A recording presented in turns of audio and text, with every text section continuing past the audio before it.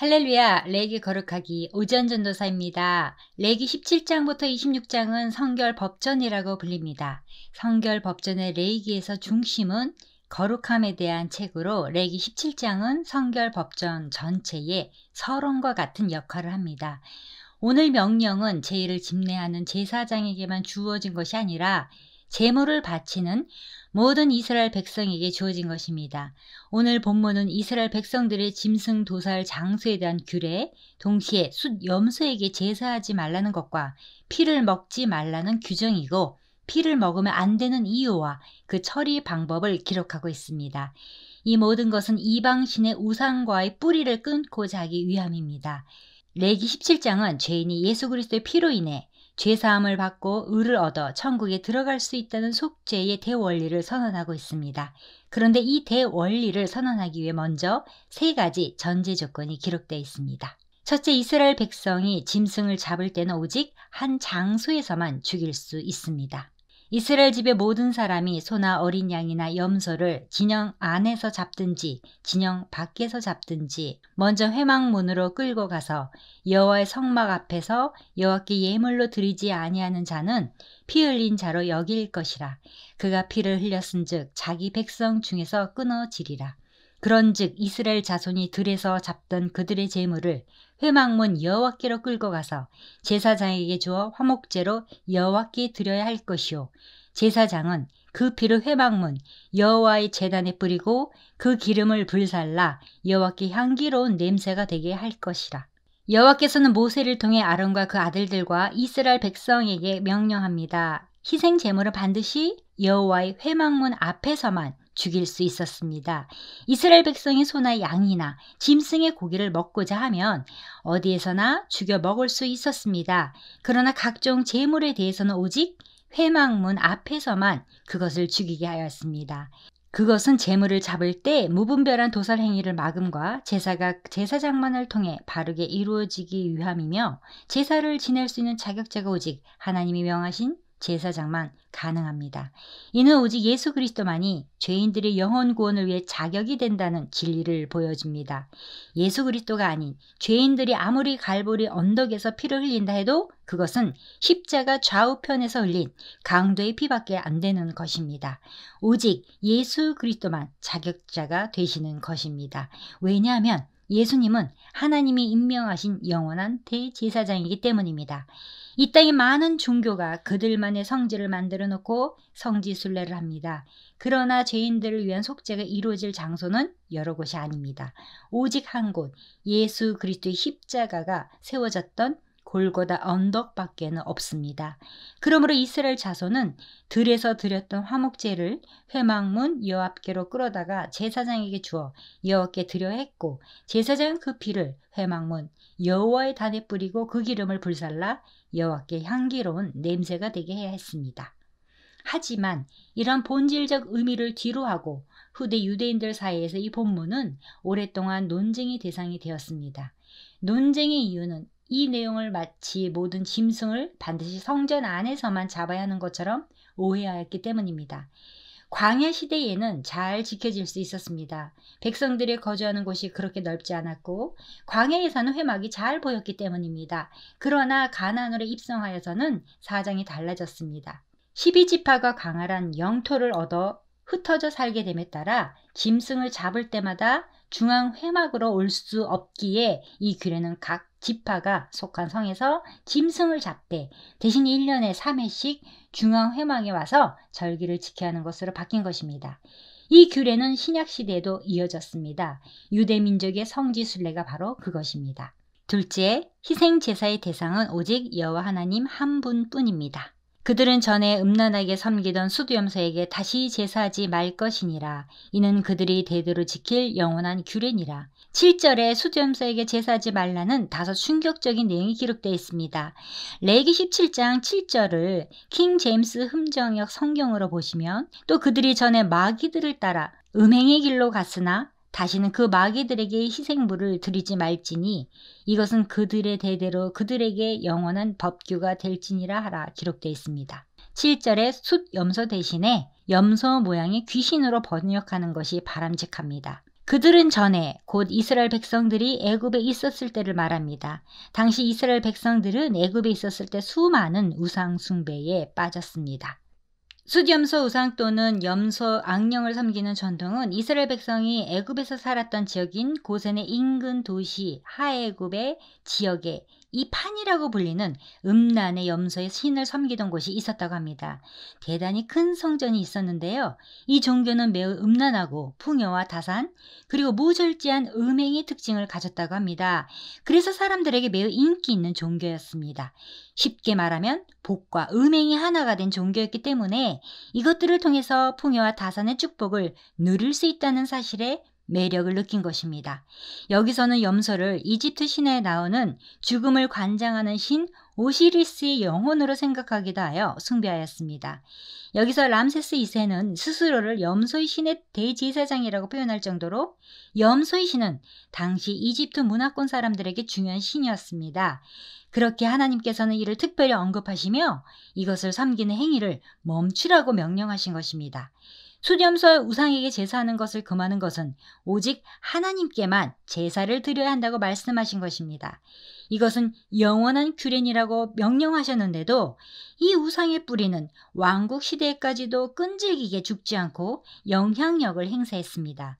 후에 북왕국 이스라엘의 첫 왕이 된 여로보암 역시 숫염소 숭배에서 벗어나지 못하였습니다. 여로보암이 여러 산당과 숫염소 우상과 자기가 만든 송아지 우상을 위하여 친히 제사장들을 세움이라. 세대가 수없이 바뀌었음에도 백성들의 마음에서 그런 것들이 부활했다는 사실은 그만큼 그 악한 뿌리가 깊었다는 증거입니다. 마치 죽지 않는 뿌리 같습니다. 셋째, 속죄의 대원리는 피 흘림이 없으면 사함도 없다는 것입니다. 이스라엘 집 사람이나 그들 중에 거류하는 거류민 중에 무슨 피든지 먹는 자가 있으면 내가 그 피를 먹는 그 사람에게는 내 얼굴을 대하여 그를 백성 중에서 끊으리니 육체의 생명은 피에 있음이라. 내가 이 피를 너희에게 주어 제단에 뿌려 너의 생명을 위하여 속죄하게 하였나니 생명이 피에 있으므로 피가 죄를 속하느니라. 그러므로 내가 이스라엘 자손에게 말하기를 너희 중에 아무도 피를 먹지 말며 너희 중에 거류하는 거류민이라도 피를 먹지 말라 하였나니 성경에서 중요한 단어 중 하나가 피입니다. 성경 전체에 총 460번 사용되었고 구약에 362번, 그 중에서도 레위기 17장에 13번이 사용되었습니다. 그래서 자유주의 신학자들은 기독교를 푸주간의 종교라고 비난합니다. 그러면서 그들이 원하는 것은 피 없는 종교입니다. 그러나 이것은 예수님의 가르침과 정면으로 배치되는 사상이며 성경 전체를 부정하는 매우 악한 주장입니다. 여기서는 세 가지 중요한 사실을 알려줍니다. 먼저 첫째는 동물의 피는 생명이라는 사실입니다. 두 번째로 그 피는 먹어서는 안 되고 하나님을 향한 제단에서 사용해야 한다는 사실입니다. 그리고 마지막 세 번째는 제단에서 사용된 피가 죄를 대속한다는 사실입니다. 첫째, 피를 먹어서는 안 되는 이유, 피에 생명이 있기 때문입니다. 피를 흘리면 죽게 되는 것 때문에 피와 생명을 동일시하고 있습니다. 따라서 피의 가치는 생명의 가치입니다. 짐승이든지 사람이든지 피와 생명은 동일한 것입니다. 피는 생명입니다. 그러나 고기를 그 생명되는 피째 먹지 말 것이니라. 내가 반드시 너의 피 곧 너의 생명의 피를 찾으리니 짐승이면 그 짐승에게서 사람이나 사람의 형제면 그에게서 그의 생명을 찾으리라. 다른 사람의 피를 흘리면 그 사람의 피도 흘릴 것이니 이는 하나님이 자기 형상대로 사람을 지으셨음이니라. 피를 먹지 않는 것을 통해 우리 생명에 대한 존중을 표시하는 것입니다.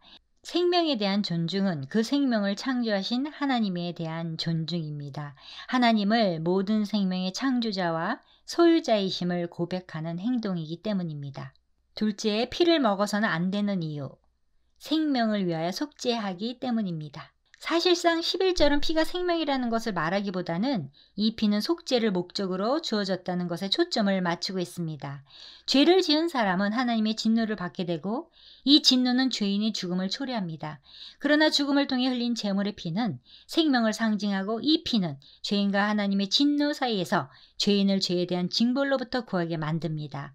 피가 생명의 대속물 기능을 하게 하는 것은 이 피 자체에 특별한 효능이 있기 때문이 아니며 생명이 생명이 피에 있으며 그런 피를 하나님께서 사람의 죄를 속지 않은 용도로 제정하셨기 때문입니다. 피의 속죄 개념은 우리의 구원에 직접 관계되는 매우 중요한 개념입니다. 죄인된 인간이 죄사함을 받을 수 있는 길은 피밖에 없고, 천국에 들어가지 못할 인간이 천국 갈 수 있는 길도 피밖에 없고, 하나님과 원수된 인간이 하나님과 화목할 수 있는 길도 피밖에 없다는 말씀입니다. 그런데 이 피는 1차적으로 짐승의 피를 가리키지만 궁극적으로 예수 그리스도의 피를 가리킵니다. 구약 성경에서 짐승의 피로 드리는 제사는 모두 그림자의 예표입니다. 이것은 모두 예수 그리스도의 피를 가리킵니다. 히브리서 10장 4절에 이는 황소와 염소의 피가 능히 죄를 없이 하지 못함이라고 기록되어 있습니다. 짐승의 피는 능히 죄를 없애지 못합니다. 그래서 예표라는 것입니다.